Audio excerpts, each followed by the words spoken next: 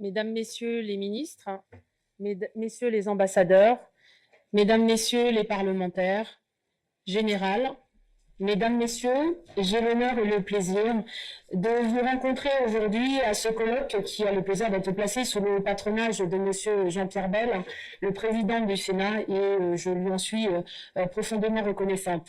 Je vous remercie d'être venus aussi nombreux aujourd'hui autour d'un débat qui nous est particulièrement cher, à savoir l'Europe de la défense, mais c'est également l'occasion d'aborder le livre vert et plus particulièrement le concept de Green Defense, c'est-à-dire la prise en compte des évolutions des conflits qui sont notoirement liés par des problématiques liées aux grands bouleversements environnementaux, énergétiques, climatiques, mais pas seulement, qui sont également liés aussi à la rareté devenue extrêmement préoccupante de biens communs vitaux pour l'humanité, avec évidemment pour conséquence de nouvelles missions pour l'armée, avec un format et des moyens adaptés aux enjeux. Alors que les écologistes s'intéressent au domaine de la défense et prétendent y apporter quelques éléments de réflexion, je vous l'accorde, ça peut avoir le coup de surprendre. Et c'est d'autant plus étonnant qu'effectivement, il y a quelque temps, c'était inconcevable. Et il est vrai en même temps que nous autres écologistes, nous n'avons pas forcément fait un pas vers l'institution militaire pour comprendre son mécanisme et quelle était éventuellement notre capacité à pouvoir influer sur les missions de la défense en intégrant la problématique environnementale. Par ailleurs, il y a un autre élément à souligner, mais que les militaires, encore une fois, aujourd'hui, accueillent nos idées, acceptent d'en débattre, nous fassent le plaisir de partager leurs idées dans un dialogue amical, ouvert, constructif, mérite également d'être salué. Je remercie Général Rakhmadou à ce sujet. Et ce dialogue est d'autant plus inédit que c'est la première fois que des écologistes et que les militaires sont réunis autour d'un débat sur des enjeux liés à la défense. Et c'est précisément cette absence de débat entre les écologistes et le monde militaire qui m'a frappée en tant qu'élu. Et j'ai pu observer en tout cas que pour peu que nous ayons la volonté d'échanger, nous avons nécessairement des points de convergence. Et j'en ai eu la certitude au cours, enfin en tout cas en qualité d'auditrice de la 65e session de l'IHEDN sur la politique de défense, j'ai pu observer que nous avions des points de convergence, mais que par absence de communication et d'échange, nous n'avons peut-être pas su avancer sur un sujet qui nous concerne tous, écologistes, militaires et même au-delà. C'est bien donc de ce pari, d'une rencontre entre l'écologie et l'armée, qu'est née l'idée du livre vert de la défense, qui sera remis très prochainement au président de la République. Et à partir de la rédaction du livre vert, j'ai imaginé porter le concept de Green Defense européenne pour que les écologistes s'emparent enfin de la problématique de la défense et que le monde militaire intègre dans sa réflexion les dimensions de l'écologie dans son action. Et je formule l'espoir qu'aujourd'hui, que de cette contribution soit le prélude de débats constructifs, riches entre le monde de l'écologie, la défense, riches et qui sont le symbole de notre démocratie et l'honneur de notre démocratie. Et sans plus tarder, je vais donner la parole à Monsieur Gilles Lacan, président d'Écologie sans frontières. Je vous remercie.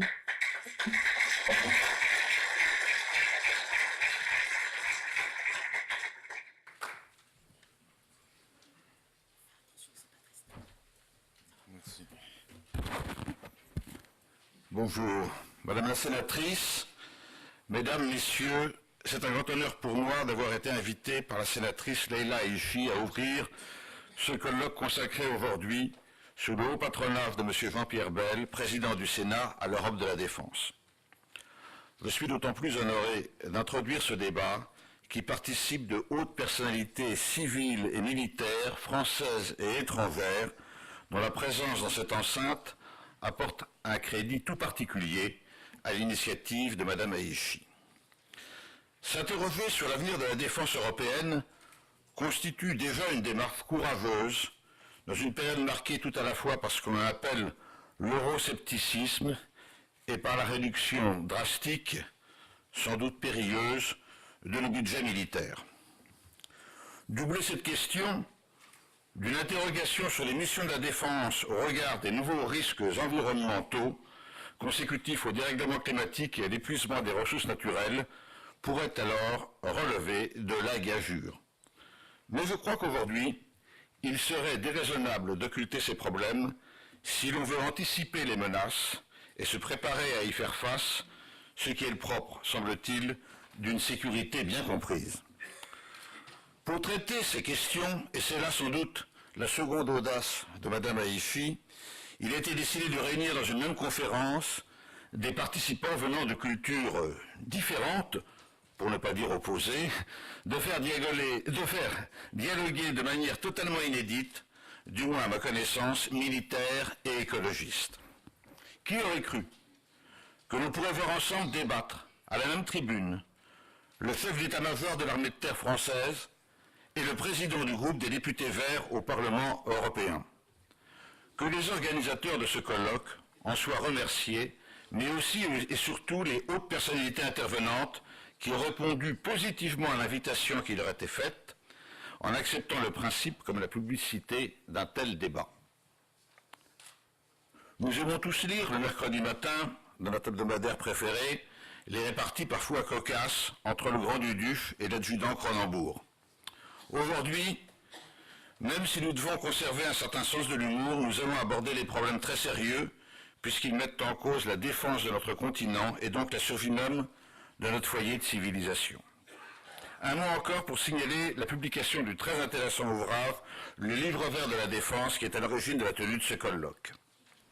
La sénatrice Haïfi y développe le concept de green defense qu'elle a évoqué dans l'intervention précédente, qui part du constat de la nécessaire intégration des problèmes de pénurie, qu'il s'agisse de l'eau, des ressources alimentaires ou des énergies fossiles, dans l'anticipation des conflits à venir, qui cherche à développer, par la négociation, une approche préventive de ces conflits et qui propose enfin d'adapter l'outil militaire à leur traitement opérationnel, dans le strict respect des règles de l'ONU, qui s'appliquent à tous, même aux écologistes et même aux défenseurs des droits de l'homme, si les voies de la diplomatie ont échoué.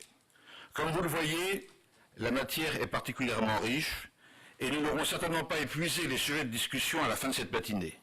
Mais l'important est que ce colloque ait lieu aujourd'hui, que s'y rencontrent pour échanger dans un respect mutuel des représentants de l'armée, dont les derniers sondages nous disent qu'elle est plébiscitée par les Français, et les écologistes, sans doute plus à la peine en ce moment avec les études d'opinion. Je souhaite à toutes et à tous une excellente matinée d'échange et de débat. Je vous remercie.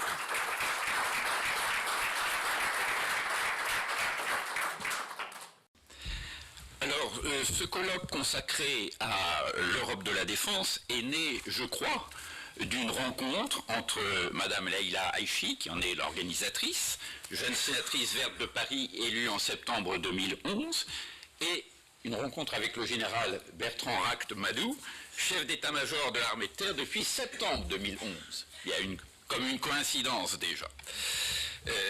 Celui-ci a aussitôt accepté votre invitation, madame, et en se disant prêt à relever le défi pour discuter, je pourrais même dire affronter, les écologistes qui avaient la réputation autrefois d'être plutôt pacifistes, antimilitaristes et même antinucléaires, bien sûr. Le fait qu'il se retrouve, que vous vous retrouviez aujourd'hui au Sénat pour la Saint-Valentin, est assurément un signe et un gage de la réussite de nos travaux. D'où l'intérêt de se parler, de se découvrir deux mondes que tout oppose, et sans vouloir faire plus long, je vais appeler à monter en première ligne, il est déjà à la tribune, le général Ract-Madoux, que je vais, avant qu'il n'ouvre le feu, présenter en quelques mots. Le général Ract-Madoux était prédestiné pour être cavalier, et donc chargé en premier, puisque, mon général, vous êtes né, je crois, à Saumur, et qu'à la sortie de Saint-Cyr, vous avez choisi l'arme blindée cavalerie, et donc vous avez retrouvé Saumur. Bon, pour faire une version courte de sa longue et brillante carrière, le général a gravi tous les échelons, on va passer très vite parce qu'il y en a beaucoup dans l'armée, vous savez, jusqu'à celui de chef de corps, et vous avez commandé le premier SPAI de Valence. C'était, je crois, en 95, et vous êtes parti tout de suite projeté avec une partie de votre régiment en 96 à Sarajevo, au sein de l'IFOR, dans une guerre dont tout le monde se souvient particulièrement au cœur de l'Europe. À partir de 2002, vous avez commandé à Orléans la 2e brigade blindée, héritière de la 2e DB de Leclerc, et vous êtes projeté rapidement en 2003-2004, je crois, en Côte d'Ivoire, comme adjoint opération de l'opération Licorne. C'est dire aussi, donc, que vous avez une grande expérience africaine, et ça tombe bien puisque l'Afrique est aussi présente aujourd'hui à ce colloque, avec monsieur le ministre congolais de la Défense, notamment, et quelques autres participants.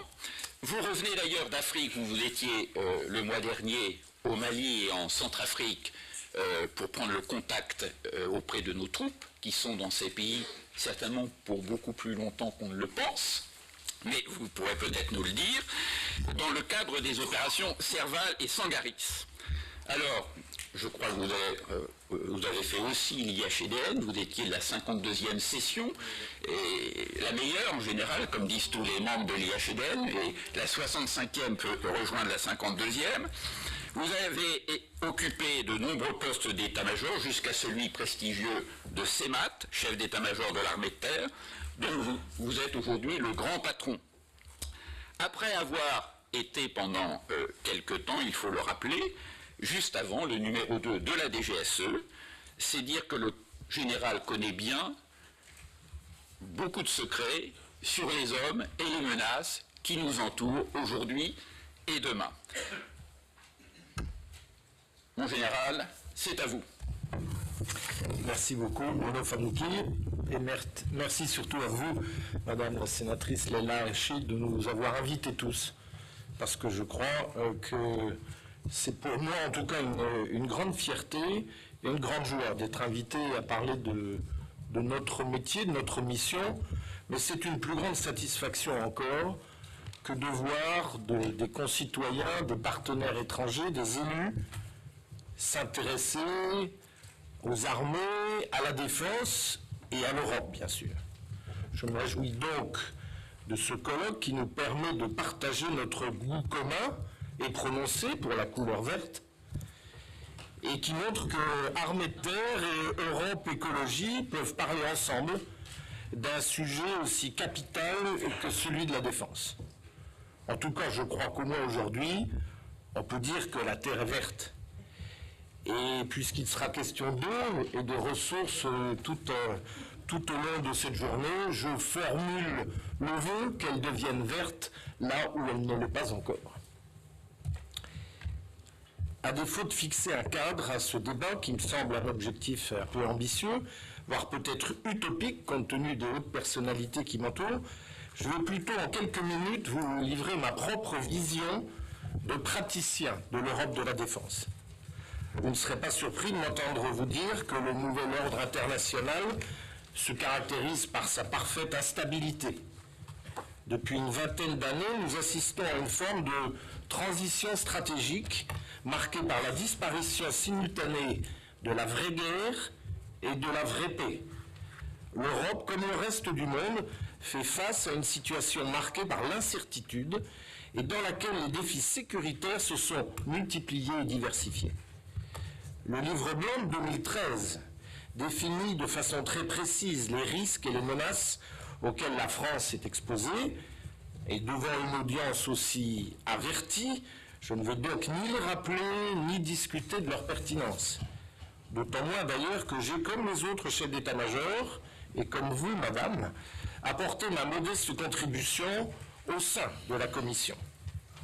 En revanche, il me semble important de rappeler que les États membres de l'Union partagent avec la France la plupart des risques et des menaces, et donc la majorité de ces défis sécuritaires. D'évidence, nous y ferons face plus efficacement si nous nous mettons en mesure d'y répondre ensemble. Ce constat est d'autant plus vrai que les budgets de défense de la majorité des États européens baissent de façon chronique, atteignant parfois des seuils critiques. La crise économique rendant peu probable leur augmentation à court terme, on assiste à une situation assez préoccupante dans laquelle de nombreux États européens ne renouvellent pas leur outil militaire, tandis que le reste du monde réarme. Enfin, un élément doit finir de nous convaincre de la nécessité de bâtir une défense commune plus autonome. Je fais évidemment référence au recentrage des États-Unis sur la zone Asie-Pacifique. L'Europe doit donc disposer d'une défense lui permettant d'assumer sa propre sûreté avec une plus grande autonomie pour répondre de façon plus efficace à l'instabilité croissante du monde. Les obstacles qui pavent le chemin de l'Europe de la défense ou qui entravent la construction d'une défense européenne sont nombreux. Mais les perspectives pour les surmonter sont aussi connues. Sur ce sujet, les solutions sont essentiellement d'ordre politique. Tout ceci fait d'ailleurs l'objet d'analyses précises formulées dans 2 rapports d'information très complets, rédigés par les commissions de la défense de l'Assemblée nationale et du Sénat. Monsieur le sénateur. Sur ces thèmes de portée politique, je serais bien entendu intéressé d'entendre s'exprimer les membres éminents de notre table ronde. Pour ma part, je voudrais partager avec vous ce matin mon expérience des armées européennes, car j'ai la conviction qu'elles possèdent ensemble les atouts leur permettant de répondre à la stratégie de sécurité et de défense commune. Je rajouterai dès à présent, sans commencer à raconter mes campagnes manies de vieux soldats, je voudrais évoquer rapidement devant vous la première mission européenne qui s'est déroulée à partir de l'été 1991 en ex-Yougoslavie.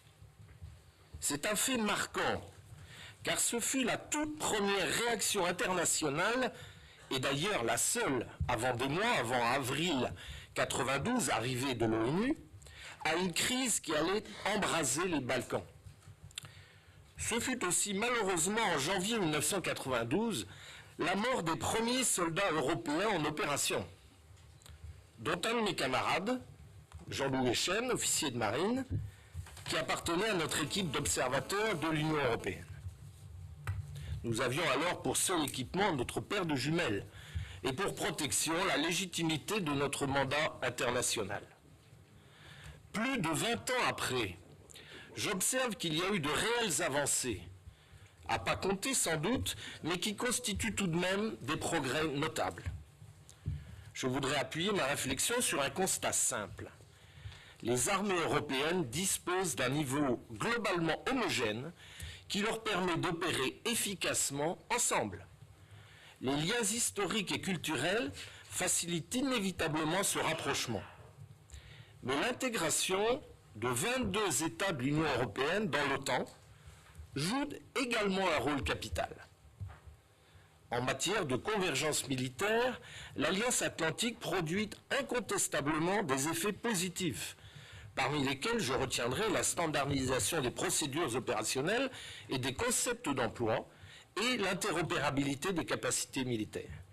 Par ce biais, les armées européennes renforcent et entretiennent une culture opérationnelle commune, indispensable à un engagement conjoint.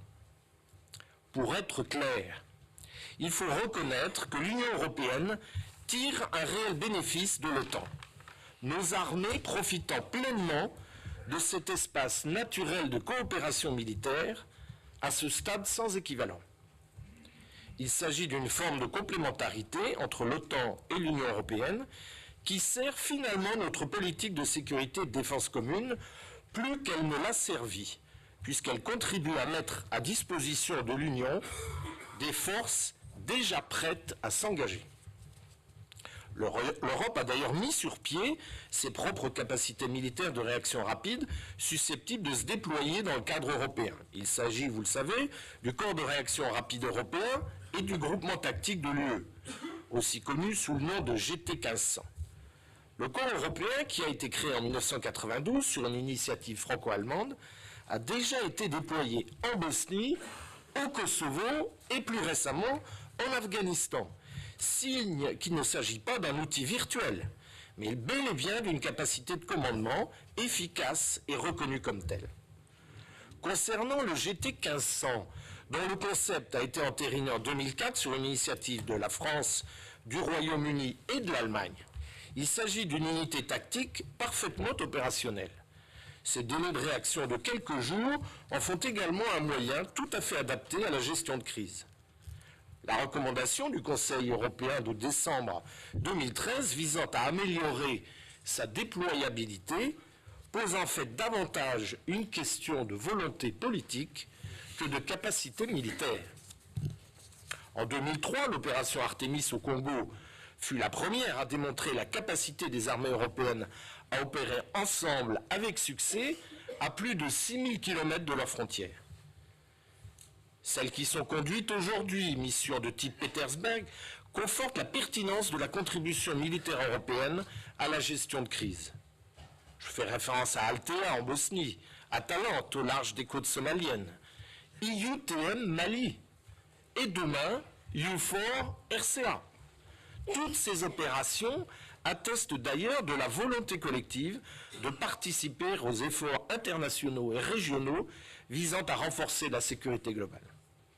À la lumière de ces interventions, on constate qu'à de rares exceptions près, la gestion de crise ne trouve son issue que dans une approche globale, combinant le renforcement de la sécurité, la restauration de la gouvernance et le développement. Le cas somalien n'échappe pas à cette règle, puisque l'opération maritime et aérienne s'accompagne d'une mission militaire de formation baptisée EUTM Somalia, ainsi que d'un volet civil et humanitaire sur le sol somalien. En réalité, il s'agit toujours de conjuguer de façon cohérente un éventail d'actions diplomatiques, politiques, militaires, humanitaires et économiques dont le point d'application demeure invariablement les États, qu'ils soient faillis ou affaiblis, les bénéficiaires en étant immanquablement les populations meurtries. C'est le cœur de la stratégie de prévention et d'intervention qui sous-tend la politique de sécurité et de défense commune. La réponse militaire joue dans cette stratégie un rôle majeur et les forces terrestres y occupent une place de premier plan.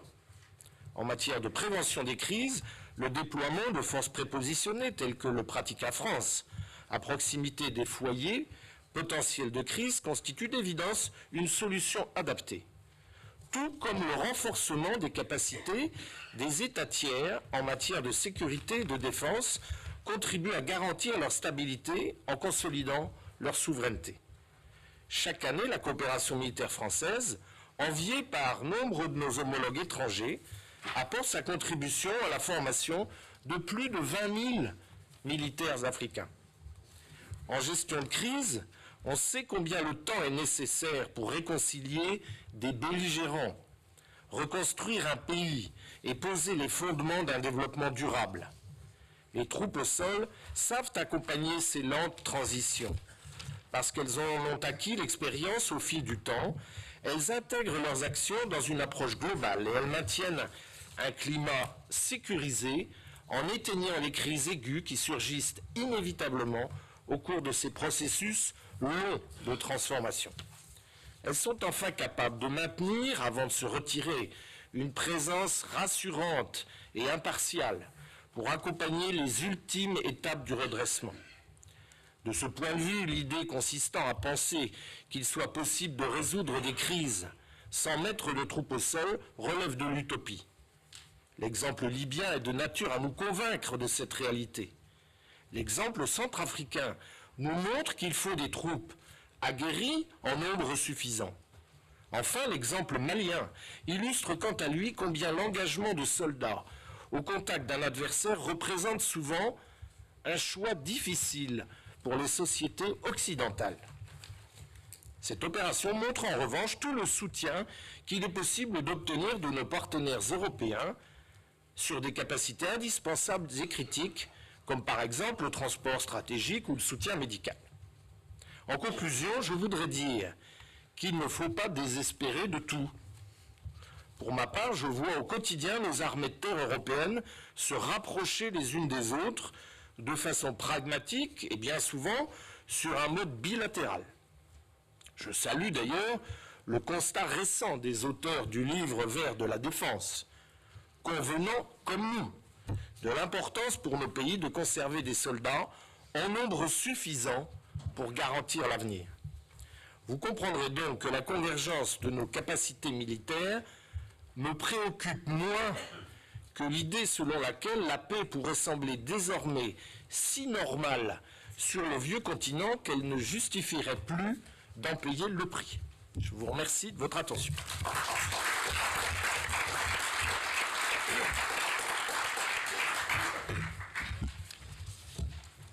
Merci, mon général, d'être resté à peu près dans le timing, comme on dit en bon français. Et de votre intervention, j'ai noté deux choses. Déjà, vous découvrez un goût commun pour la couleur verte. C'est déjà un début pour lancer nos travaux.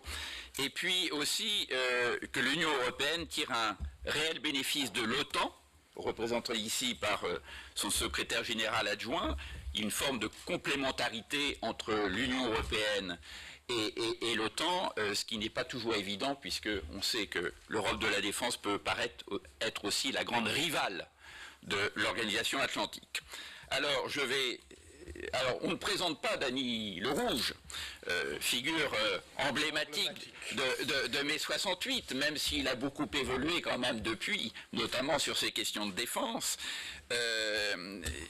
Il fut, je crois, il choisit la nationalité allemande pour ne pas faire son service militaire en France, mais il y a prescription, c'est du passé, c'est dire que Daniel Cohn-Bendit a aussi beaucoup évolué sur ces questions, député européen depuis 20 ans, je crois, sans interruption, mais élu une fois en Allemagne, une fois en France, je ne sais plus, le 25 mai prochain, vous êtes candidat à rien du tout. À rien du tout, alors c'est une nouveauté, voilà, je pensais que c'était le tour peut-être de l'Allemagne de rejoindre, mais voilà, un député qui va passer la main, c'est aussi assez rare peut-être à signaler.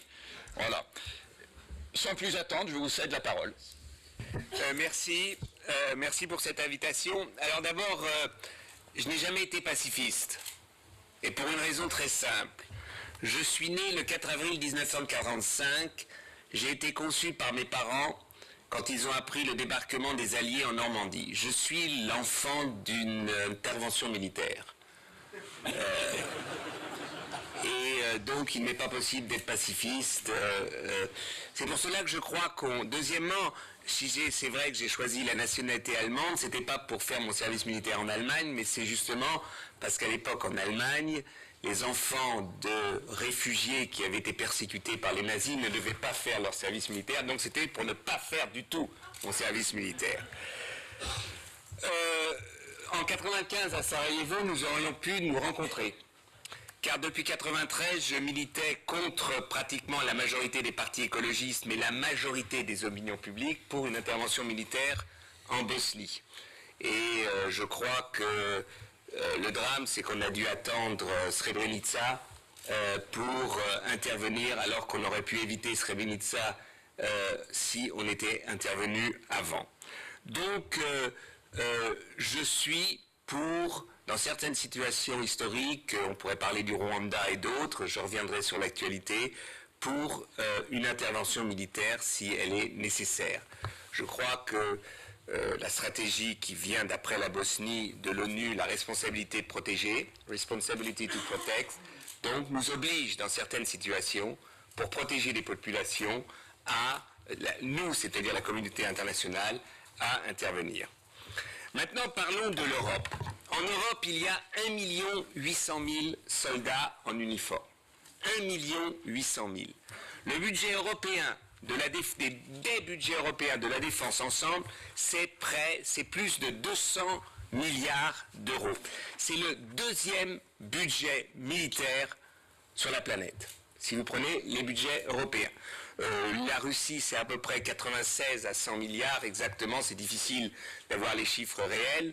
et la Chine 66 à 70 milliards.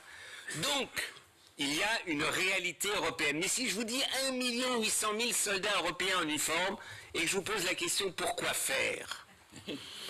Il y a, allez, vous avez cité donc les corps européens, allez, je suis gentil avec vous et je vous dis, il y a les armées européennes ensemble doivent avoir, allez, 60 000 à 80 000 au plus soldats pouvant être mobilisés pour une intervention nécessaire.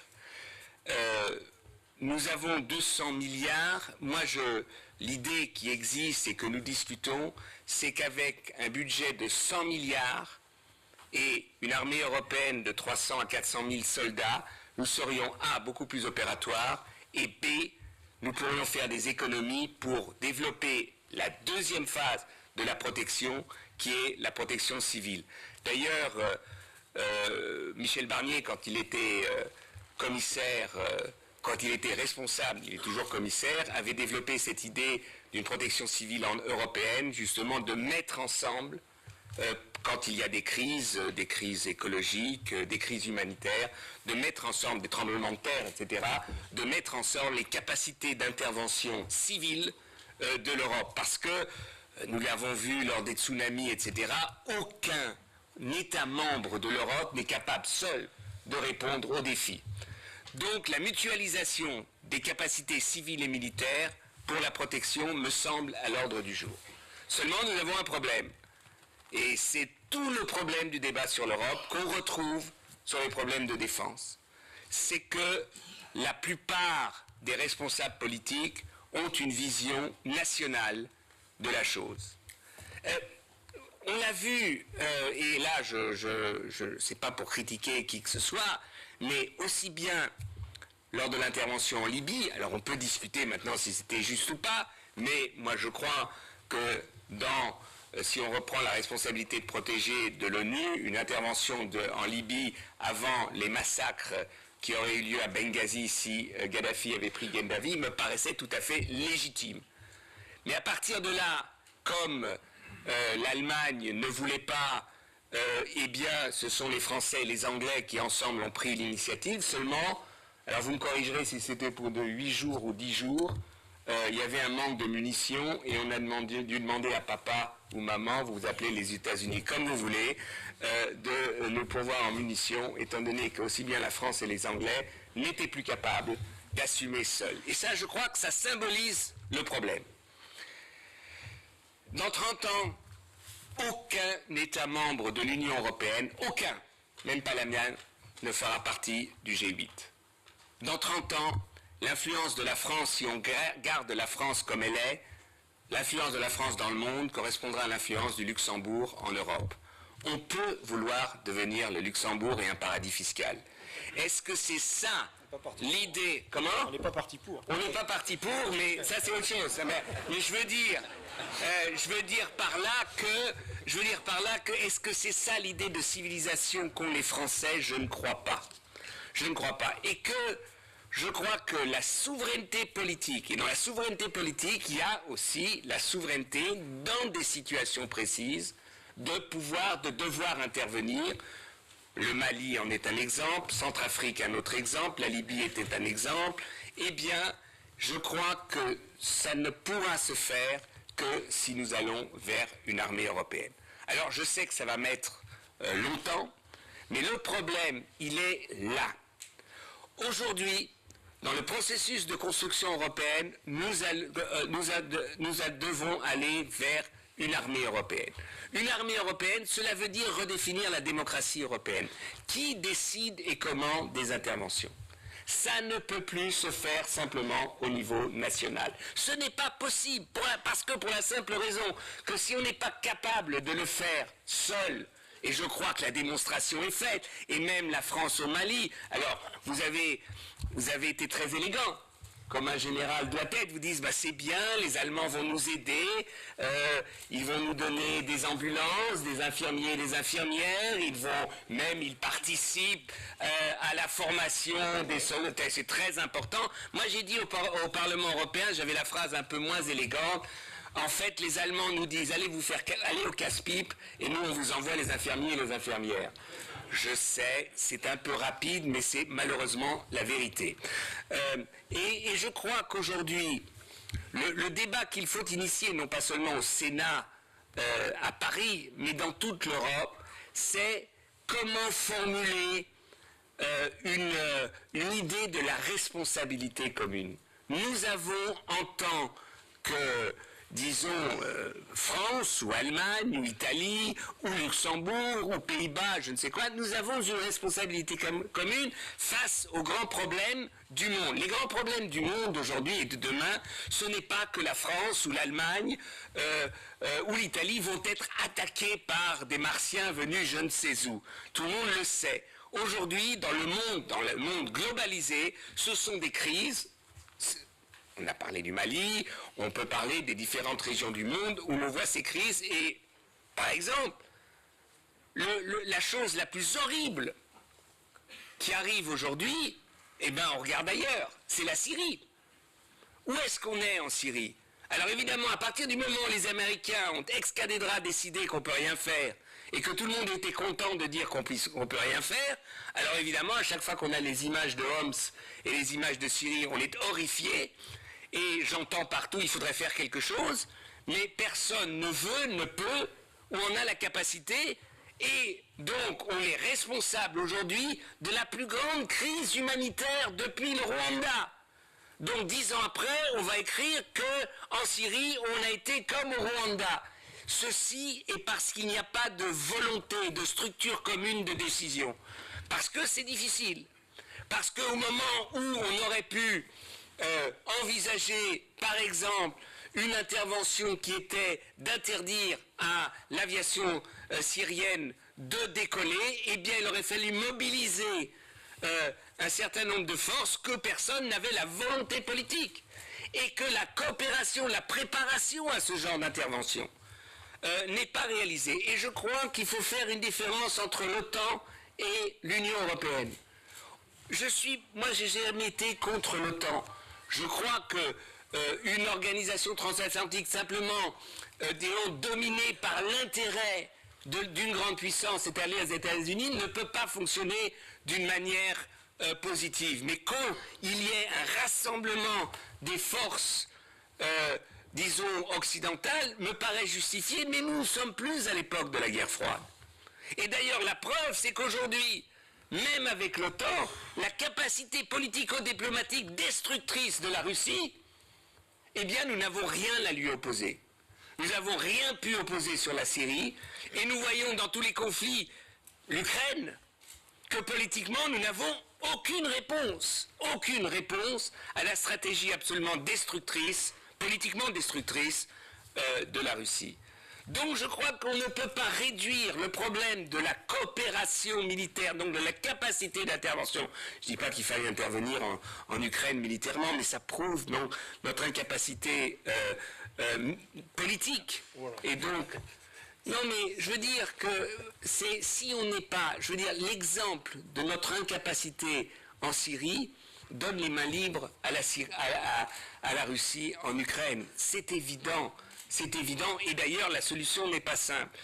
Donc pour moi, il faut une capacité européenne, politique, c'est-à-dire que la démocratie européenne doit évoluer, elle doit prendre la responsabilité de décider ou de ne pas décider d'une intervention civile ou militaire. Donc ce n'est plus au niveau national. La souveraineté nationale dans le monde globalisé est aujourd'hui battue en brèche. Et donc, si nous voulons reconquérir notre souveraineté, nous ne pourrons le faire qu'avec une perspective européenne. Dans cette perspective européenne, c'est une armée européenne. Moi, je suis persuadé que dans 30 ans, eh bien, on ne parlera plus de l'armée française, de l'armée allemande, de l'armée italienne, de l'armée luxembourgeoise, de l'armée hollandaise, mais on ne parlera que des capacités d'intervention de l'armée européenne et de la protection civile européenne. Merci.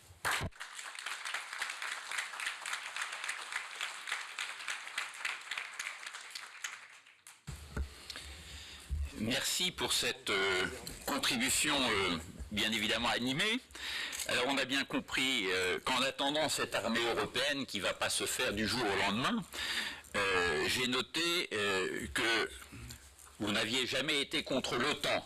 C'est déjà quelque chose, ça me permet rapidement de céder la parole à son secrétaire général adjoint, Jamie Chee, voilà, qui est britannique, mais qui est secrétaire général adjoint chargé des défis de sécurité émergents, vaste sujet, après avoir été faire presque toute sa carrière, je crois, à l'OTAN à Bruxelles, depuis 1980 à peu près, avoir été aussi à la tête de la division de la diplomatie publique, où lui avait succédé, il me semble me souvenir, Jean-François Bureau, un tout petit peu plus connu en France, puisqu'il fut porte-parole du ministère de la Défense pendant près de 9 ans, si mes souvenirs sont exacts. Voilà, et Jamie Chee restera évidemment, puisqu'on parlait beaucoup des Balkans, le porte-parole et la voix de l'OTAN, puisqu'il fut porte-parole de l'OTAN pendant la guerre du Kosovo. Alors il y aurait beaucoup de choses à dire, mais vous n'êtes pas là en tant que sur le banc des accusés, bien au contraire. C'est au contraire sympathique d'être venu défendre, si je puis dire, l'Alliance Atlantique dans cet ensemble Europe de la Défense, Alliance Atlantique. Je vous cède la parole.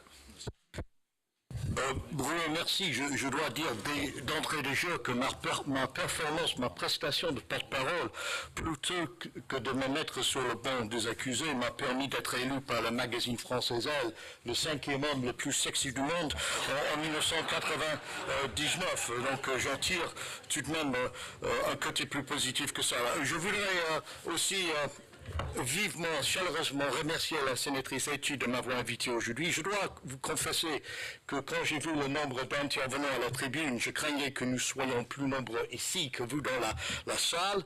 C'est une expérience qui m'est arrivée plusieurs fois dans ma carrière otanienne, mais je vois en effet que l'intérêt de la France, des Français pour les questions de défense se maintient. Et voilà une première conclusion positive de ma visite ici à Paris. Il y a quelques mois, j'ai contribué à une publication en Belgique juste avant le Conseil européen de défense du mois de décembre qui a été titré Défense européenne, état d'urgence. Et nous avons un peu tiré sur la sonnette d'alarme, peut-être avec quelques exagérations, mais parfois, comme vous le savez, pour avoir une certaine attention publique, il faut exagérer. Mais nous avons vu effectivement la convergence des défis déjà relevés par les deux intervenants précédents. D'abord, bien sûr que l'Europe, malgré une zone de stabilité et de prospérité, soit de plus en plus entourée de zones de plus en plus instables, que vous regardiez vers le Sahel, que vous regardez vers le Moyen-Orient, d'entrée de jeu, l'éparpillement, l'éclatement d'Al-Qaïda, bien sûr, les nouveaux frontières qui, en quelque sorte, abolissent les frontières. Si vous prenez par exemple le cas des cyberattaques, les attaques peuvent être menées de partout, moyennant des petits groupes individuels qui ont accès de plus en plus à des technologies avancées qui étaient, il y a quelques années, le monopole des États, et souvent sans attribution. Nous avons bien sûr aussi relevé, comme le général et comme Danny, le pivot des États-Unis vers l'Asie, maintenu par le président Obama, et bien sûr une volonté des États-Unis de mettre de plus en plus de responsabilités sur les épaules des Européens, surtout en ce qui concerne le neighborhood, comme on dit, le voisinage de l'Europe. Et je dois dire que plutôt que de chercher à dominer l'Alliance Atlantique, le message des États-Unis qu'ils ne seront pas prêts à l'avenir d'investir en l'OTAN, plus que les Européens ne consentiront d'investir eux-mêmes. Et c'est une responsabilité que nous devons relever. Non seulement pour nos propres intérêts, mais si nous voulons aussi maintenir cette relation stratégique avec les États-Unis.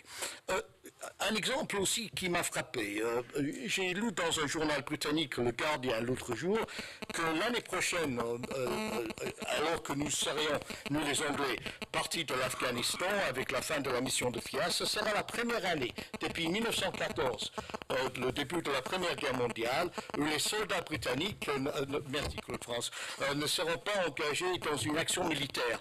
Et quelques historiens prétendent que ça va être la première année depuis la création de l'armée britannique, en 1707, que les Britanniques ne seront pas engagés dans un conflit militaire.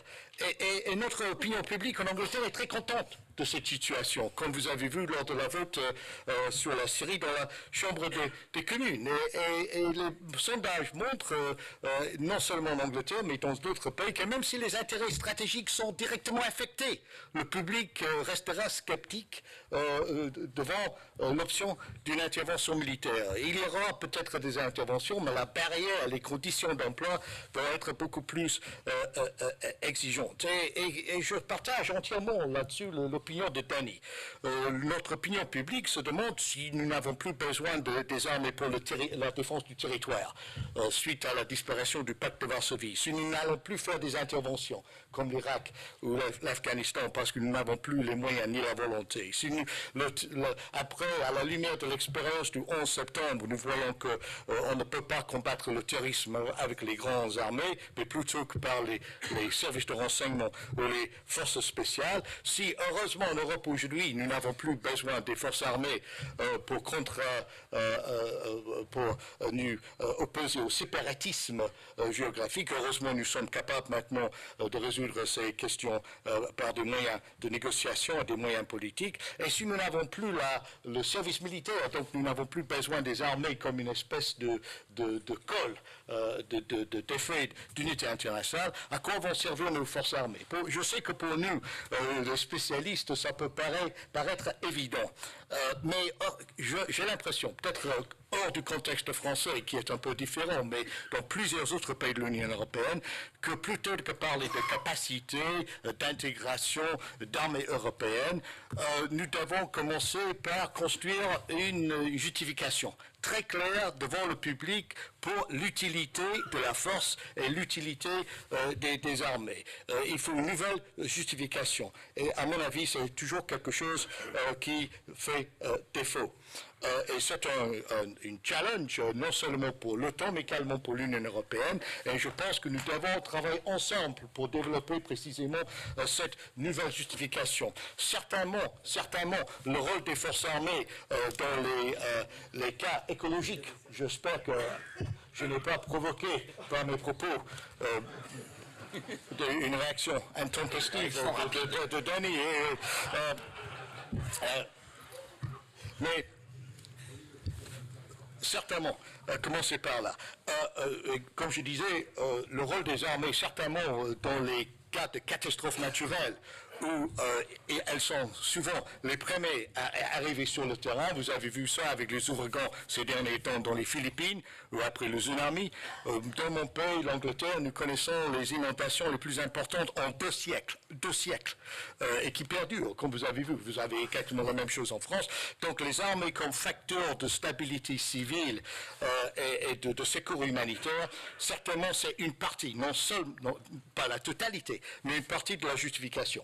Ensuite, ce que nous constatons, et je ne suis pas le premier à le dire, c'est que alors que nous réduisons les budgets de défense en Europe, les dépenses militaires continuent à augmenter ailleurs. Si vous prenez par exemple quelques statistiques, en 2015, les 28 pays de l'OTAN, y compris les États-Unis, seront dépassés pour la première fois par le reste du monde, alors que nous représentions 2/3 des dépenses globales il y a quelques années. En 2015 également, la Chine et la Russie vont outrepasser tous les pays de l'Union européenne. La Russie augmente de 44% son budget militaire sur les 3 prochaines années, et l'Algérie. Figurez-vous, l'Algérie fait partie maintenant des 20 premiers pays du monde en dépenses militaires. Donc ce qui veut dire que tout le reste du monde continue à penser que la puissance militaire est nécessaire et même décisive comme facteur d'auto-affirmation ou facteur d'autoprojection. Et nous devons bien sûr penser aux conséquences à terme d'un déclassement stratégique de l'Europe. Moi, je ne vire pas dans le fatalisme. Quand souvent nous discutons défense européenne, on a tendance à virer dans le pessimisme. Mais non, Danny l'a clairement dit, et je partage son avis, nous avons les moyens, nous avons non seulement, Danny, 1,8 million hommes et femmes sur les drapeaux, nous avons également 4 millions dans les réserves. Et nous avons maintenant quelques signes annonciateurs de davantage de volonté politique. Si vous étiez à Munich il y a quelques jours, vous avez entendu le président allemand Gauck faire une affirmation claire de sa volonté d'engager l'Allemagne davantage dans ses responsabilités. Voilà. Mais c'était quand même relayé par M. Steinmeier et Mme Van Leyden. Vous avez le rôle de la France, bien sûr, ces derniers temps, en Afrique, votre livre blanc, sorry pour le livre vert, mais le livre blanc, et la stabilisation de votre budget. Je sais que mon pays, pour l'instant, est souvent critiqué dans les médias par le repli auquel j'ai fait allusion. Et les deux. Le livre blanc et le livre vert. Excellent. Voilà. Mais ce que je veux aussi souligner, c'est que l'Angleterre a investi 200 millions de livres sterling dans la modernisation de ses forces, surtout navales, avec les 2 porte-avions. Et donc l'Angleterre va rebondir, croyez-moi. Et aussi la Pologne, le grand budget de modernisation. Donc il y a la volonté. Mais nous avons besoin d'un programme. Je n'ai pas malheureusement le temps nécessaire pour expliciter sur ce programme. Mais laissez-moi simplement souligner les points les plus importants. D'abord, nous devons maintenir la connectivité. Nous retirons de l'Afghanistan avec des forces armées les plus intégrées, les plus interopérables de l'histoire de l'OTAN. Il faut maintenir ça, cette interopérabilité, cette pouvoir de travailler ensemble, moyennant des exercices, moyennant des cours d'entraînement et d'éducation. Et l'Union européenne est notre partenaire naturel dans ces exercices pour que nous soyons préparés à ce qui va arriver prochainement. Ensuite, nous devons, bien sûr, l'ambition, et Claude François Arnaud va expliciter ça dans un instant, j'en suis sûr, identifier les capacités qui nous font défaut et vraiment concentrer nos efforts, que ce soit les PGMs, en anglais, les munitions guidées que Danny a mentionné, que ce soit les avions ravitailleurs, que ce soit les drones, et surtout le maritime, parce que de plus en plus de défis de sécurité vont nous arriver par la voie maritime à l'aune du XXIe siècle. Et nous devons aussi tenir en compte le facteur humain dans tout ça, parce que comme la France vient d'investir 1 milliard d'euros de plus dans la cyberdéfense pour augmenter le nombre de son personnel, nous devons voir où nous avons des manquements non seulement sur le plan technologique, mais sur le plan des spécialistes humains. Par exemple, à l'OTAN, quelque chose qui nous manque, c'est les contrôleurs aériens. Les contrôleurs aériens. Quelque chose de très fondamental qui nous faisait défaut en Libye. Nous devons aussi commencer en Europe par les choses les plus faciles à intégrer. L'armée européenne, pour Danny, c'est toujours un objectif très lointain. Mais nous pouvons commencer avec les choses faciles, la logistique, les bases, l'entraînement, le partage des pièces de rechange. Pourquoi, par exemple, en Europe, est-ce que nous sommes dans une situation où nous produisons un hélicoptère, le NH90, c'est parce qu'il faut le certifier dans plusieurs pays différents, chaque pays ayant son propre système de certification, nous augmentons la facture de 4 milliards d'euros, simplement pour la certification. Donc, il y a beaucoup à faire sans nous lancer dans les débats controversés sur l'armée américaine. Ensuite, et je terminerai rapidement, nous devons faire preuve de flexibilité en intégrant nos partenaires. En Afghanistan, nous avons eu le plaisir d'intégrer 24 pays qui n'appartiennent pas à l'OTAN. L'Australie, la Nouvelle-Zélande, le Tonga, l'Ukraine.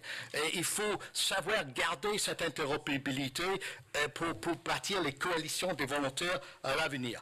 Ensuite, et surtout dans ce domaine de l'environnement, je crois qu'à l'avenir, nous devons plus investir dans la capacité des autres ou au même titre qu'investir dans nos propres capacités. Et vous avez vu à quel point ces initiatives que la France entame et l'Union européenne entame en Somalie, en Afrique, dans plusieurs pays, sont accueillies favorablement par le pouvoir en place. Nous avons un champ politique favorable pour ça. Et autant nous donnons la capacité des autres à subvenir à leurs propres besoins, moins nous devons prendre le fardeau nous-mêmes. Et finalement, garder les rapports avec les les États-Unis. Il ne faut pas accepter de fatalisme qu'il y aura à l'avenir une espèce de division du fardeau mondial où les États-Unis vont se focaliser uniquement en Asie et les Européens uniquement en Europe. Parce que, à mon avis, à terme, c'est la fin de la relation stratégique. Comment pouvons-nous garder ce lien? Trois idées pour finir. D'abord, avec cette interopérabilité des forces et des exercices s'entraîner ensemble, quitte à envoyer des forces européennes aux États-Unis pour cet entraînement. Ensuite, la défense antimissile. Les États-Unis investissent beaucoup pour l'instant en Europe dans une défense antimissile et il y a une contribution à l'OTAN à faire. Par exemple, la France avec les satellites, l'Allemagne, l'Hollande avec les Patriots, l'Hollande avec des bateaux radars, l'Espagne en accueillant les 4 navires américains, etc. et bâtir ensemble. Et dernière idée, pour garder le lien transatlantique, que l'Europe se dote d'une force maritime multinationale de qualité qui puisse faire des exercices avec les États-Unis dans l'océan Indien et soit prêt à projetable hors de l'Europe à l'avenir. Donc, ce que je conclus, c'est que nous n'avons vraiment pas, mesdames, messieurs, de colloque pour discuter de ce qu'il faut faire. Ça, nous le savons depuis longtemps. Et chaque colloque auquel je participe répète exactement les mêmes consignes. Nous les connaissons par cœur, n'est-ce pas? L'interopérabilité, l'intégration, le smart defense, le pooling and sharing. Ce qu'il faut, c'est la volonté politique pour agir et pour mettre tout ça en œuvre. L'Europe a encore les moyens pour rester un acteur global au XXIe siècle, mais les délais ne sont pas extendables éternellement. Et c'est vraiment le moment d'agir et de bâtir sur le bon momentum très positif lancé par le Conseil européen au mois de décembre dernier. Merci beaucoup.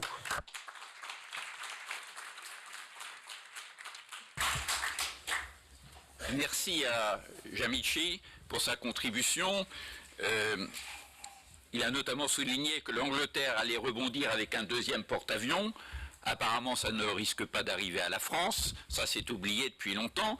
Mais je voulais souligner quand même que notre porte-avions français, Charles de Gaulle, venait d'opérer 15 jours d'exercice dans le Golfe d'interopérabilité justement avec un porte-avions, je crois, américain, le USS Truman. Voilà, donc tout le monde est déjà à la manœuvre, même si c'est cette fois-ci avec les États-Unis. Avant de passer la parole à Arnaud Danjean, je voudrais saluer l'arrivée et la présence de la vice-présidente de la Haute Assemblée qui nous accueille aujourd'hui. Merci beaucoup, madame, d'être là. Arnaud Danjean va prendre la suite. Alors, il est député européen, c'est pour ça que vous vous êtes mis à côté, même si vous êtes à l'autre extrémité de l'échiquier politique à Strasbourg, puisque vous êtes UMP et vous présidez, je crois, la sous-commission sécurité-défense. Déjà, apparemment, au Parlement européen, ce n'est qu'une sous-commission. Alors, ça deviendra peut-être une commission dans quelques années. Mais c'est tout à fait respectable. Néanmoins, et pour nous ramener dans les Balkans, je voulais juste signaler que vous aviez été en poste au début de votre carrière à Sarajevo. Voilà, hein, je crois, premier secrétaire. Et puis, après, vous avez un peu travaillé, je crois que c'est de notoriété publique pour la DGSE. C'était pas vous le grand patron à l'époque, mais bon, voilà, vous êtes croisés avant de vous lancer en politique en 2007, en politique intérieure française. Mais je vous cède tout de suite la parole, après avoir salué aussi, bien sûr, la présence de Patricia Adam, qui nous a rejoint, présidente de la commission de défense de l'Assemblée nationale. C'est à vous. Merci. Écoutez, n'étant ni écolo ni militaire, j'espère que ma présence ici n'est pas trop incongrue, absolument. Et puisqu'on parle d'Europe de la défense, alors c'est vrai que ce n'est qu'une sous-commission au niveau européen, on aura peut-être une commission pleine et entière quand il y aura une armée européenne, mais enfin, on n'y est pas encore. Merci à Leïla d'avoir organisé ce colloque, qui a un franc succès, et dans ce format, un format qui peut paraître un peu éclectique et presque surprenant au niveau franco-français, j'allais dire, mais auquel nous sommes très habitués au niveau européen.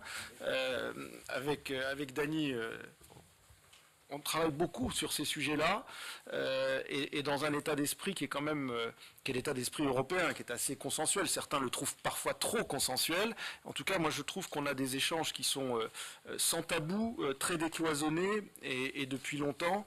Et comme je le dis souvent dans ma sous-commission, il se trouve que j'ai des Verts qui n'ont pas peur du kaki. Et alors, l'honnêteté m'oblige à dire que c'est plutôt des Verts allemands, c'est vrai. Mais le travail que nous fournissons avec mes collègues écologistes allemands est assez remarquable, en ce sens que nous n'avons pas... Il n'y a pas d'a priori, il n'y a pas de préjugés idéologiques comme parfois on peut les retrouver, c'est vrai, dans le débat franco-français, et c'est quelque chose que je tiens à souligner. Donc je vous invite, même si nous ne sommes qu'une sous-commission, à regarder de temps en temps ce que nous produisons, c'est pas totalement inintéressant. Bon, l'Europe de la défense, c'est vraiment... Bon, le serpent de mer, et puis c'est ce qui donne lieu à tous les poncifs quand on veut avoir une espèce d'évaluation définitive, le verre à moitié vide, à moitié plein, le milieu du gué, tout ce que vous voulez.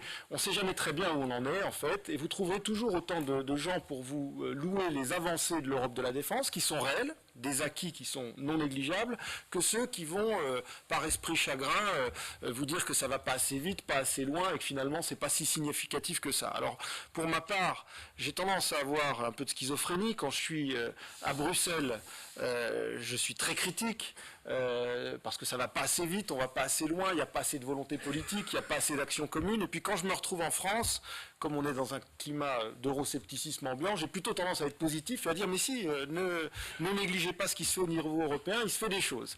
Alors aujourd'hui, comme je suis devant un public assez partagé et qui surtout est très au fait de ces questions, je vais vous livrer le fond de ma pensée, très franchement. Au jour d'aujourd'hui, le fond de ma pensée, il est plutôt négatif. Voilà.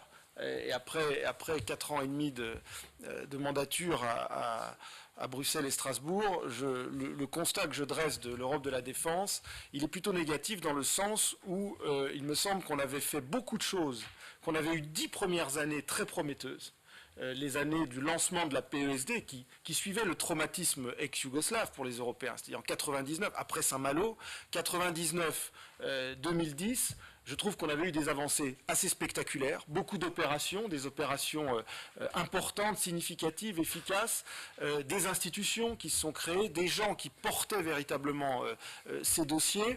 Et je trouve que paradoxalement, depuis que le traité de Lisbonne, qui nous donne plus de facilité à agir, plus d'instruments pour le faire, et qui nous donne aussi une reconnaissance institutionnelle pleine et entière à cette politique de sécurité et de défense commune, eh bien on marque le pas.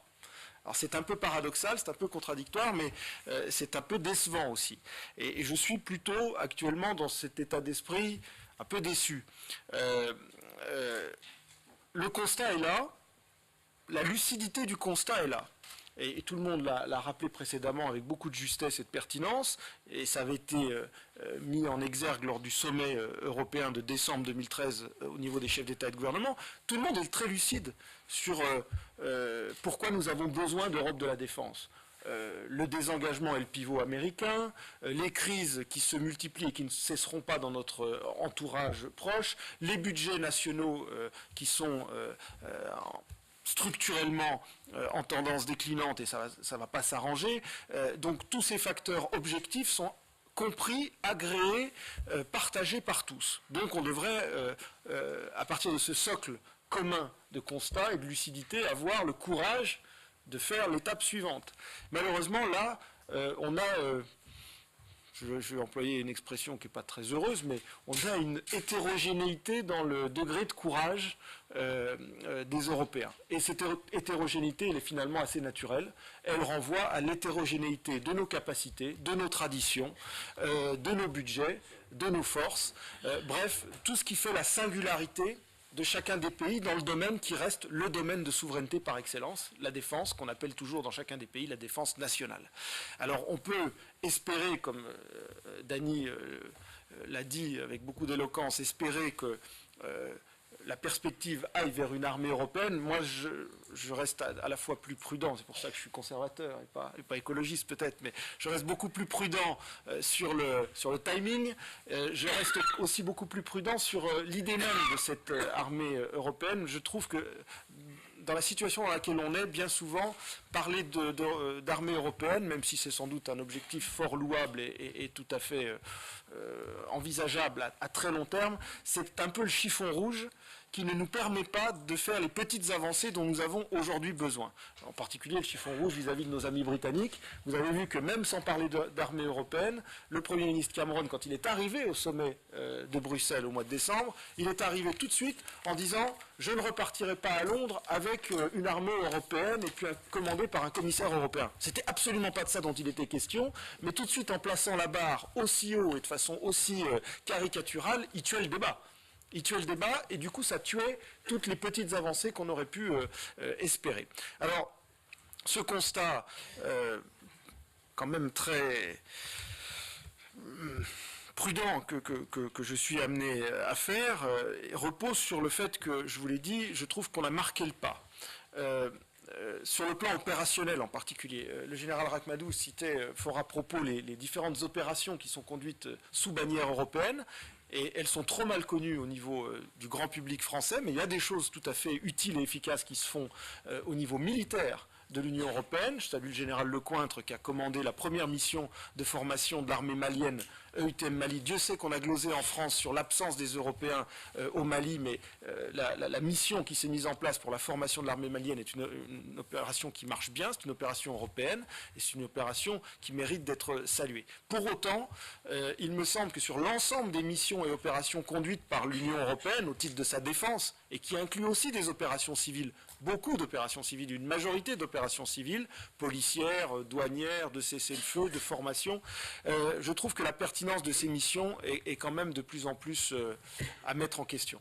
Je les ai toutes visitées durant la durée de mon mandat, c'était mon rôle. Je dois dire que j'en reviens avec un constat plus que mitigé. Le professionnalisme des gens n'est absolument pas à mettre en cause. Le professionnalisme est remarquable. Tous les contingents militaires ou civils qui opèrent dans ces missions sont des contingents bien formés, bien dédiés à la cause, qui font bien leur travail et qui le font parfois dans des conditions extrêmement difficiles. En revanche, la pertinence politique de ces missions me semble parfois plus relever de l'alibi, du prétexte pour la présence européenne que du traitement de fond de la crise qu'on est censé traiter. J'ai l'impression que bien souvent nos dirigeants européens, et ça comprend d'abord les dirigeants nationaux, parce qu'il ne faut pas évacuer les responsabilités. En matière de défense et de sécurité, les responsabilités, elles sont d'abord dans chacun des gouvernements nationaux. C'est le Conseil qui a la voix suprême en matière de décision militaire. C'est pas du tout, alors on peut là encore renvoyer la balle un peu facilement à Madame Ashton, on ne se gêne pas pour le faire au Parlement européen, ou à telle ou telle autorité européenne, mais la décision, elle dépend des États membres, avant tout. Moi, j'ai l'impression qu'à la fois dans les États membres et au niveau des institutions européennes, on a cette immense map monde sur laquelle, quand on voit qu'il y a des points chauds, on s'évertue à essayer de trouver un moyen d'y mettre le drapeau européen.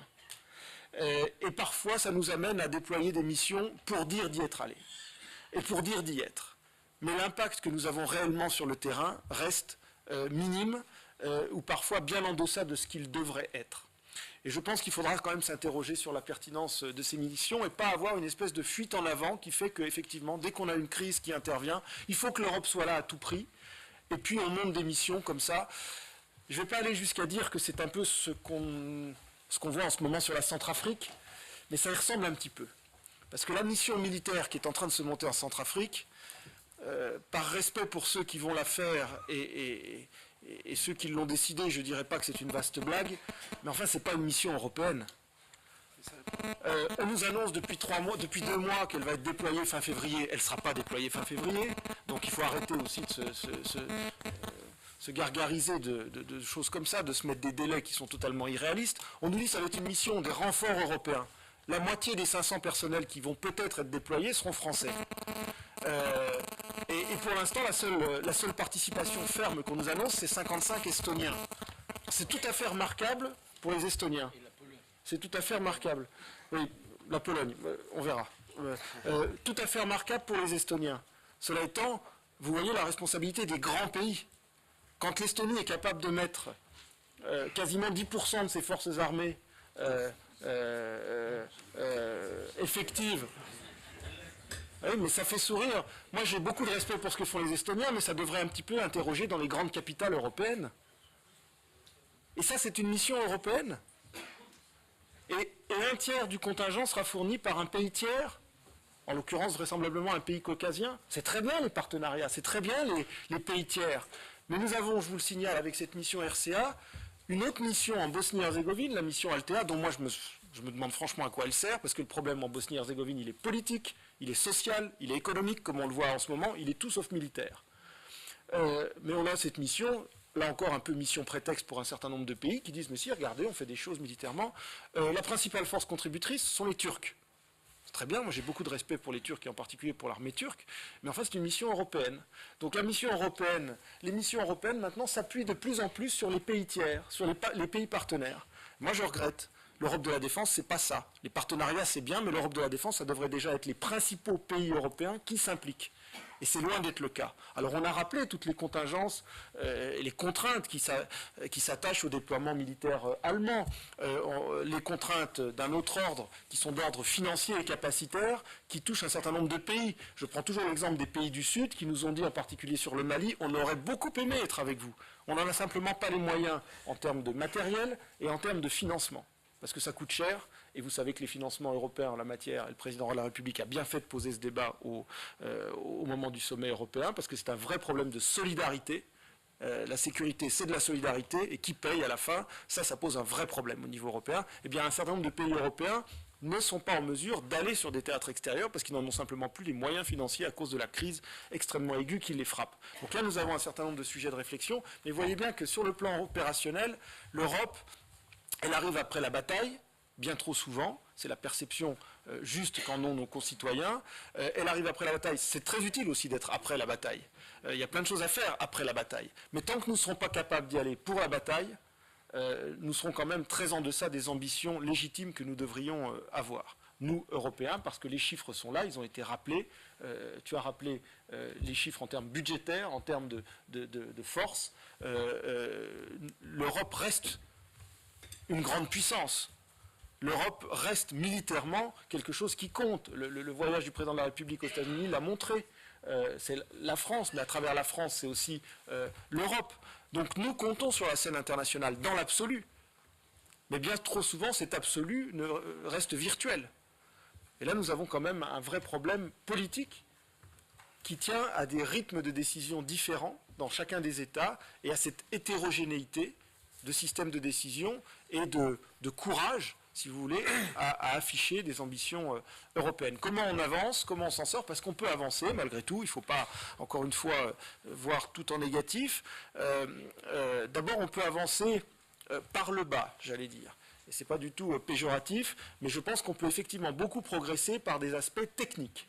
Je pense que Claude-France Arnoult en parlera en tirant les conclusions du Conseil de défense. Il y a dans ce Conseil des feuilles de route qui ne sont pas parlantes pour nos concitoyens. Il n'y a pas de grande annonce spectaculaire, il n'y a pas de saut qualitatif politique notable en matière d'Europe de la défense, et on peut le déplorer, évidemment, mais il y a beaucoup d'avancées techniques. Certification, les normes, Jamie Shea en a parlé aussi, des programmes sur lesquels on va commencer à travailler, tout ça c'est quelque chose de très positif. Donc par le bas, ça va se faire. Et puis autre chose, je crois, je terminerai là, parce que moi c'est mon credo, je suis convaincu que la seule façon d'avancer, c'est que l'Europe, le système européen, encourage beaucoup plus de flexibilité et de souplesse dans le montage des opérations et dans les coopérations bi- ou multinationales. C'est-à-dire que l'obsession européenne de vouloir tout faire à 28, d'être, comme on dit dans le langage européen, inclusif à tout prix, parce que sinon c'est pas bien, on donne l'impression d'exclure tel ou tel, on n'y arrivera pas. Donc il faut que ceux qui veulent et ceux qui peuvent faire des choses en commun puissent soit autorisés à le faire institutionnellement et peut-être même budgétairement par les institutions européennes. Ça veut dire aussi que c'est des concepts de coordination à géométrie variable. Et il ne faut pas avoir peur, même au niveau européen, même au niveau des institutions européennes, à favoriser la souplesse, le ad hoc, le géométrie variable. On ne s'en sortira pas si on veut faire tout ça à 28 en même temps.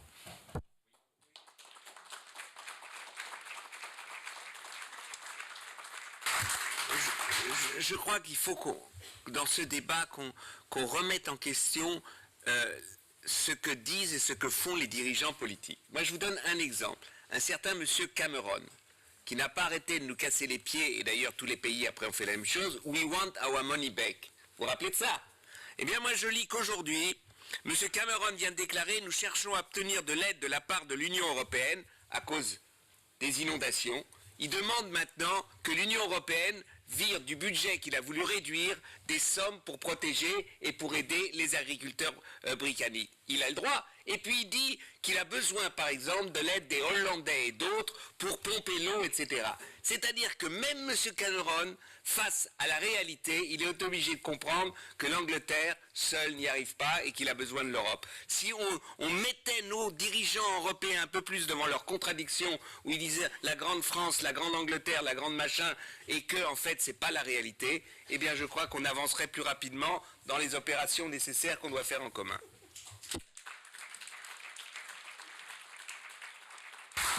Bien, je voudrais céder la parole tout de suite à Claude-France Arnoux pour que tout le monde puisse s'exprimer et en rappelant simplement, madame, qu'après avoir été diplomate, je pense, en poste notamment en Allemagne et à Bruxelles, vous êtes aujourd'hui et depuis janvier 2011 directrice de l'Agence européenne de défense, voilà quelque chose de concret, dont le budget est cependant de 30,5 millions d'euros, ce qui peut paraître bien dérisoire par rapport au budget de l'OTAN. C'est d'ailleurs rappelé dans le livre vert de la défense, dont le budget est de 1,7 milliard. Voilà, mais ça vaut être modeste, ça existe. Donc, merci d'être parmi nous et je vous cède la parole tout de suite.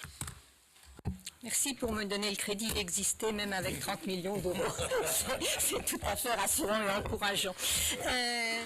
La première chose que je voudrais dire, mais vous l'avez tous dit avant moi, c'est pas un ordre mondial, c'est un désordre. C'est un désordre qui est pour le moins préoccupant, mais les exemples ont été donnés. Et je me permettrai simplement une petite remarque, parce qu'on a tous donné des chiffres différents. Ces chiffres illustrent quoi? Que le budget européen est effectivement, statistiquement, plus gros que son effet. Et donc, on vient à l'idée que si c'était une armée, comme l'armée fédérale américaine, eh bien, on serait plus efficace. Alors là, moi, je ne vais pas me permettre de polémiquer avec M. Cohn-Bendit, pour lesquels j'ai un respect depuis 50 ans, 40 ans. Enfin, un respect mitigé de désaccord, si je peux me permettre. On a effectivement un budget, cela dit, ce budget, il décline de manière tout à fait préoccupante et Jimmy a donné les exemples de l'accroissement des autres budgets. Moi, j'ai des chiffres sur 10 ans, ils sont encore plus effrayants que ceux qu'a donné Jimmy Shea. Et je voudrais ajouter à ces chiffres qu'en plus, comme il n'y a plus de programme européen, plus de programmes en matière d'investissement, de recherche, enfin très peu de programmes. On a une industrie de défense. Cette industrie de défense, elle est importante parce qu'elle est aussi notre assurance de bénéficier des technologies, des équipements dont on a besoin quand on en a besoin de manière autonome. Alors c'est un sujet difficile évidemment, mais je crois vraiment que cette autonomie, cette capacité de disposer de ce dont on a besoin au moment où on en a besoin, l'exemple donné des munitions par M. Cohn-Bendit, est très important. Or cette industrie de défense, elle survit pour le moment à coup d'exportation. Et elle survit à coup d'exportation par des transferts de technologies. Et on transfère ces technologies vers des pays comme l'Inde, comme le Brésil, qui eux font un investissement considérable. Ils ont le même cerveau que nous, et donc ça veut dire que dans 10 ans, ils auront une avance technologique considérable. Donc je crois que c'est l'élément que je me permets de rajouter. L'autre élément que je me permets d'ajouter, c'est que la défense est extrêmement coûteuse. L'Agence européenne de défense s'occupe de capacités et d'équipements, y compris de la base industrielle et technologique de défense. Ça veut dire que quand on veut faire des frappes une action militaire aussi précise que ce qui a été fait en Libye, ça demande une perfection, une précision, une sophistication des matériels qui est extrêmement coûteuse. Donc c'est pas simplement que les matériels sont de plus en plus coûteux, c'est qu'on ne peut plus se permettre un niveau de précision, a fortiori pour des opérations humanitaires, qui ne soit pas celui qui a été démontré en Libye.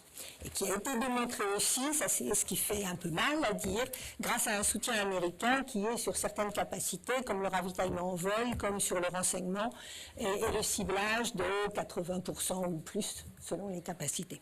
Donc le pivot américain, il a été mentionné par tout le monde, parce qu'on est aussi dans un domaine où vous avez une forte connaissance dans le domaine écologique, énergétique.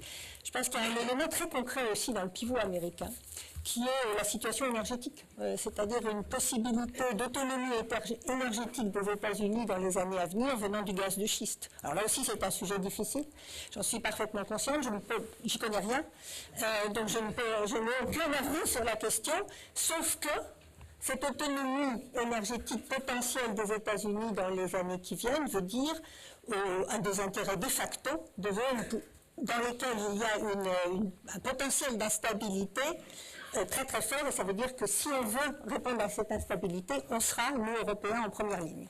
Et il ne faut pas compter, si c'est quelque chose qu'on a évoqué dans le cadre de la Commission, il ne faut pas compter avoir systématiquement les Américains qui feront le travail dans notre voisinage proche, y compris parce qu'ils auront un intérêt énergétique et d'approvisionnement majeur.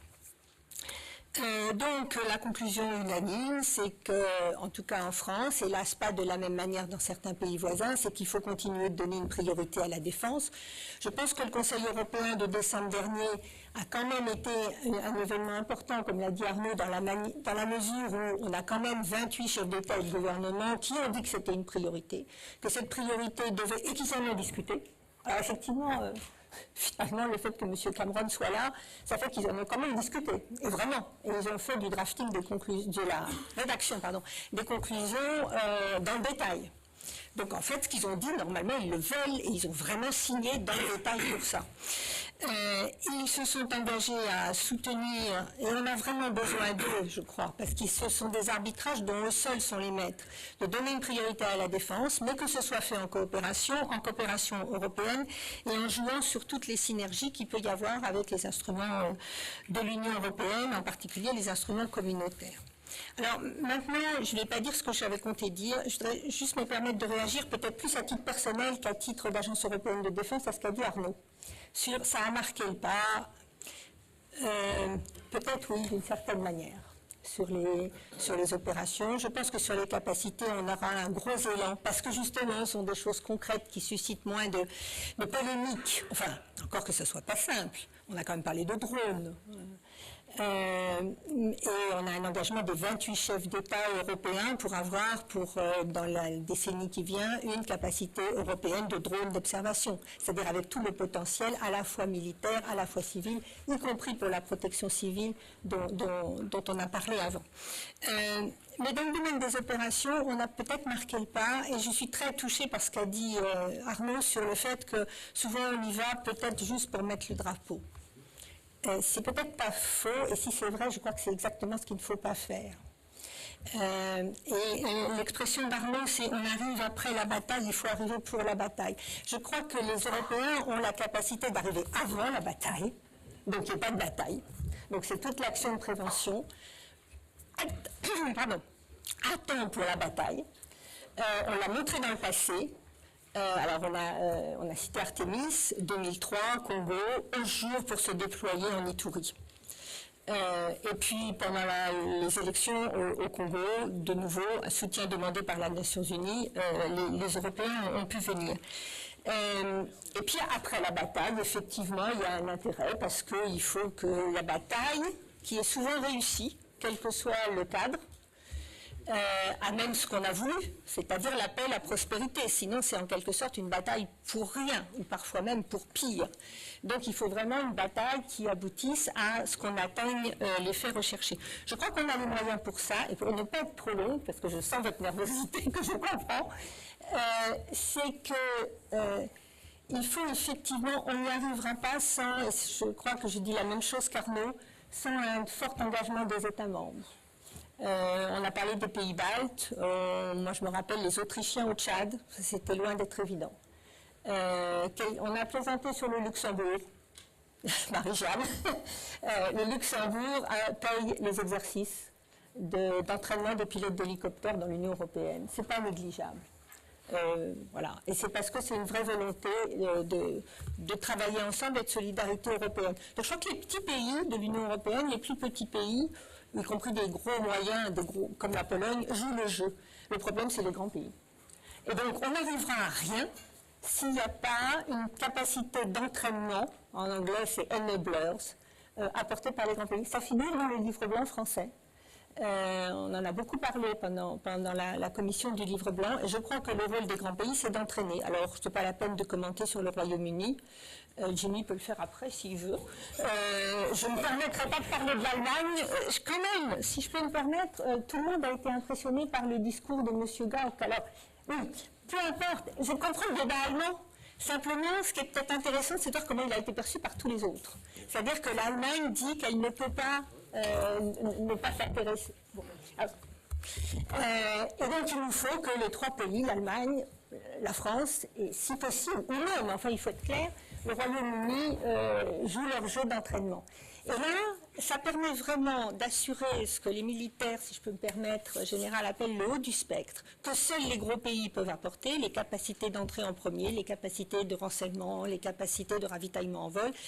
Et ensuite, les petits pays, les plus petits pays peuvent jouer le jeu, et on a comme ça une opération de l'Union européenne. Et je crois que c'est vraiment la clé.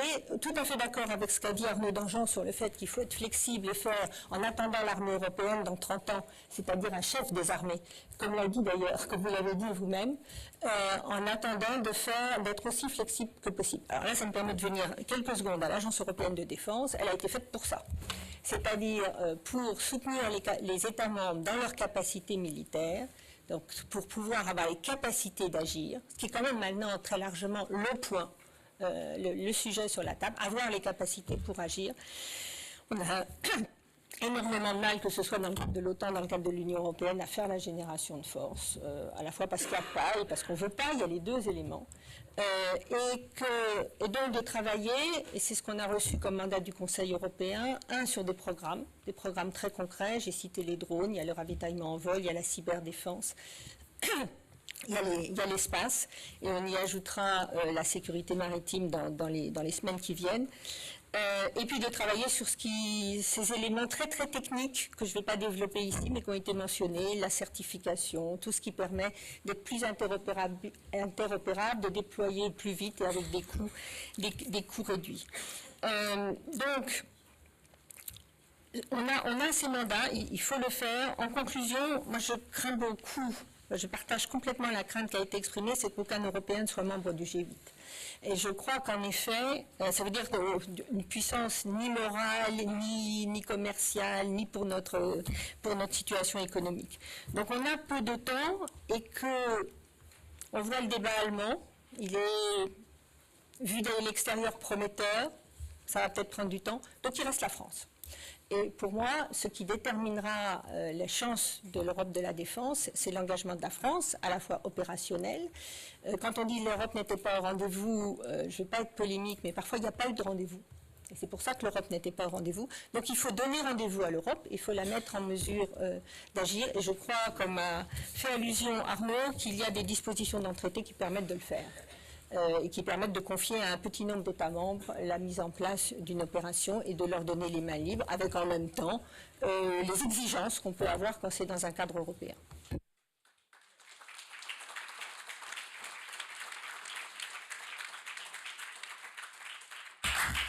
Merci beaucoup, Madame Arnaud, pour votre contribution et pour cette belle formule de donner rendez-vous à l'Europe. Voilà, pour conclure cette première table ronde et rester dans les temps, je me tourne bien évidemment vers un sénateur dans cette grande maison. C'est le sénateur Jacques Gauthier, qui est vice-président de la Commission des Affaires étrangères, de la Défense et des Forces armées du Sénat, pour tout simplement conclure. Merci. Vous me permettrez de remercier Leïla pour son engagement et l'organisation de ce colloque. Et puis, je voudrais saluer ce livre vert de la défense je pense qu'il va nous permettre de mieux travailler ensemble dans le respect des idées de chacun. Alors, je voudrais d'abord vous dire que je ne partage pas totalement le titre de notre colloque. En effet, ici au Sénat, à la Commission des Affaires étrangères, de la Défense et des Forces armées, nous avons considéré qu'il fallait bannir une bonne fois pour toutes l'expression « l'Europe de la défense ». Hubert Védrine a dit que c'était une chimère. C'est l'idée qu'une défense européenne est possible sans abandon de souveraineté. Eh bien, cette idée sur laquelle nous vivons depuis 1998 et le sommet franco-allemand de Toulouse est une impasse intellectuelle, il faut avoir le courage de le reconnaître. C'est du reste pour cela que nous avons rendu public un rapport adopté à l'unanimité de notre commission qui titrait « Pour en finir avec l'Europe de la défense pour une authentique défense européenne ». Et je voulais, avant d'aller plus loin, revenir sur ce fondamental pour nous. Ça, c'est l'objet d'un second colloque, alors. L'expression même de défense, d'Europe de la défense n'existe qu'en français et pour l'usage exclusif des Français. Elle est intraduisible, en fait, et vous le savez bien, il n'y a pas d'Amérique de la défense, de Russie de la défense, et même de France de la défense. Et donc, si vous le voulez bien, je souhaite que tous ensemble, nous parlions de défense européenne.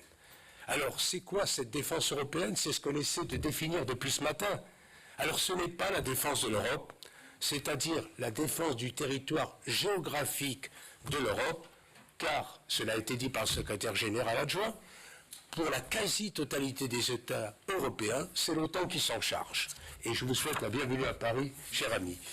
Ce n'est pas non plus la PSDC qui a recours à des moyens civils et militaires au-delà, à l'extérieur du territoire européen, pour assurer, et je cite, le maintien de la paix, la prévention des conflits à laquelle Claude-France Arnoult faisait allusion à l'instant, et le renforcement de la sécurité internationale, avec une approche globale et, disons-le, plutôt civilo que militaire. Et là, Dany comme Arnaud peuvent en parler beaucoup mieux que moi. La défense européenne, pour nous, ça serait, c'est la défense de l'Europe, par l'Europe, pour l'Europe. Alors, deuxième série de questions qu'on peut se poser ensemble, est-ce qu'une telle défense existe aujourd'hui? La réponse, on vient de le constater, est non. Pourquoi? Je vais essayer de faire vite, 4 points rapidement. Absence d'ennemis communs depuis l'effondrement de l'Union soviétique, existence de menaces réelles mais qui ne sont pas perçues comme telles par nos concitoyens. On a évoqué la cyber, le pillage de nos technologies ou même un terrorisme qui semble lointain. L'absence de partage clair de responsabilité entre l'OTAN et l'Union européenne, aggravée par l'affaire de Chypre, sur laquelle je ne m'étends pas.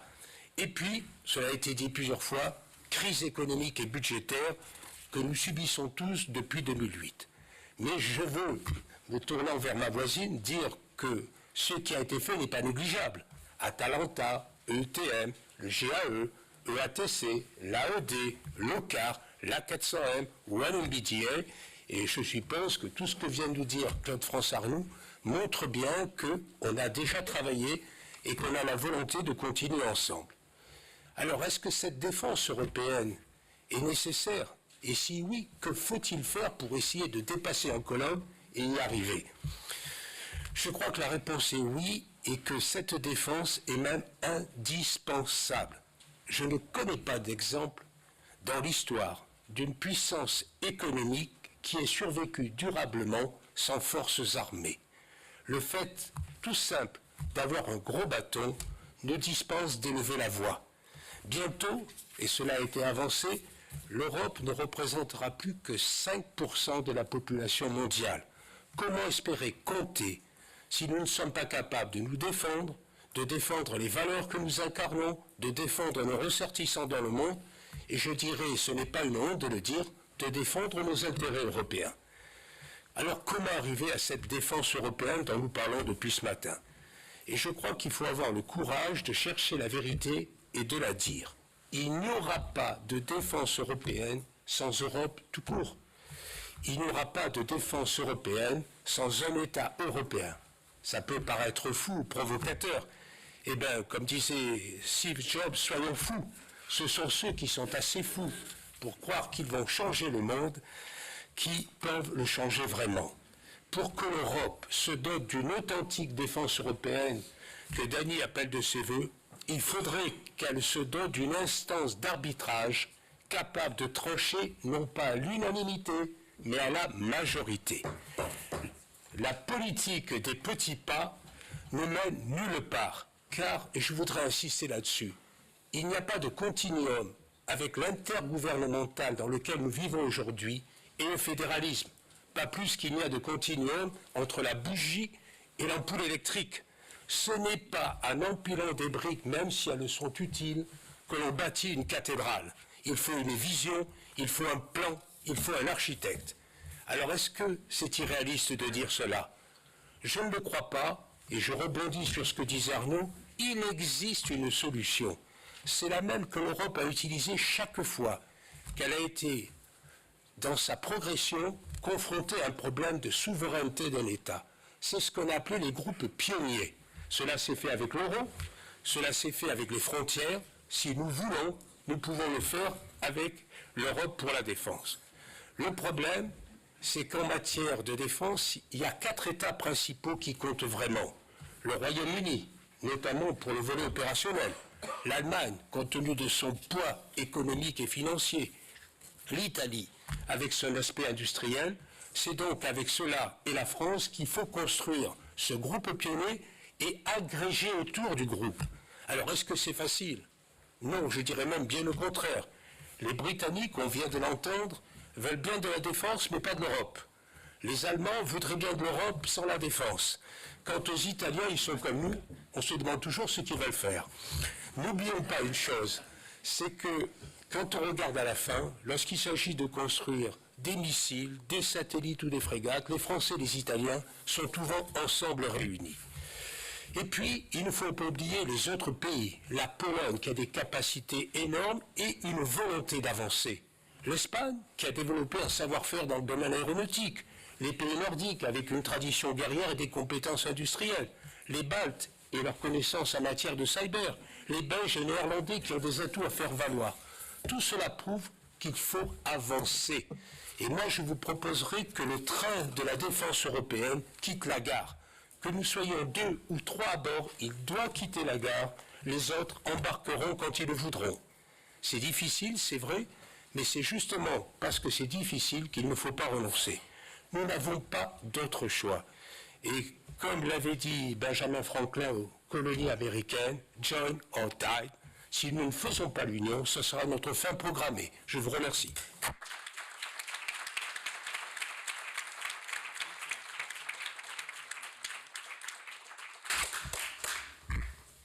Merci à Monsieur le Sénateur d'avoir été le seul à respecter le délai de parole. Voilà. Mais je l'ai bien compris, ça me permet, nous allons changer de plateau. Merci d'abord à tous nos intervenants et tous nos invités.